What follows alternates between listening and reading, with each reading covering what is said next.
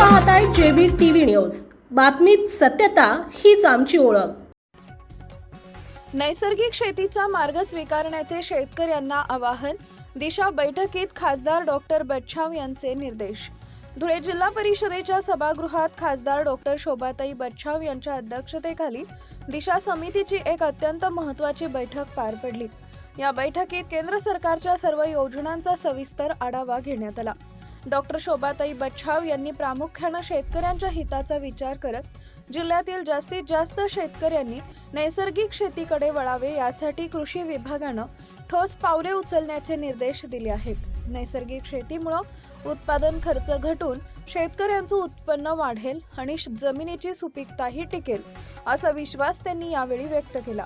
यासोबतच जल जीवन मिशन, प्रधानमंत्री ग्राम सडक योजना आणि अंगणवाड्यांचं डिजिटलायझेशन यांसारखी कामं दर्जेदार व वेळेत पूर्ण करण्याच्या सूचना त्यांनी दिल्या।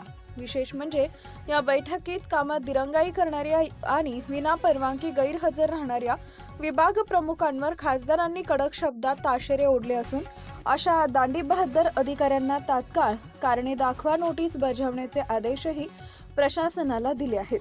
जिल्ह्याच्या विकासासाठी केंद्राच्या योजना तळागाळापर्यंत पोहोचवण्याबाबत या बैठकीत सखोल रणनीती आखण्यात आली आहे।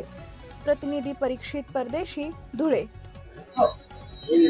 आज दिशा कमिटीची मीटिंग साधारणतः 11 वाजेपासून 5 वाजेपर्यंत घेण्यात आली आणि या मीटिंग मध्ये केंद्र शासनाच्या ज्या काही योजना आहेत आणि जे काही उपक्रम केंद्राकडून येतात त्या संदर्भामध्ये सखोल अशी चर्चा प्रत्येक विभागानुसार या ठिकाणी आम्ही केलेली आहे आणि केंद्र शासनाच्या योजना ह्या अतिशय चांगल्या पद्धतीने संपूर्ण जिल्ह्यामध्ये राबवण्याच्या दृष्टिकोनातून अधिकाऱ्यांना या ठिकाणी आम्ही सांगितलं आणि त्या अनुषंगाने जे काही विविध प्रश्न उपस्थित सर्व सदस्यांनी केले त्या अनुषंगाने आम्हाला समाधानकारक अशी उत्तरं या ठिकाणी मिळालेली आहे आणि काही उत्तरं आम्ही लेखी देखील त्या ठिकाणी मागितलेली आहे।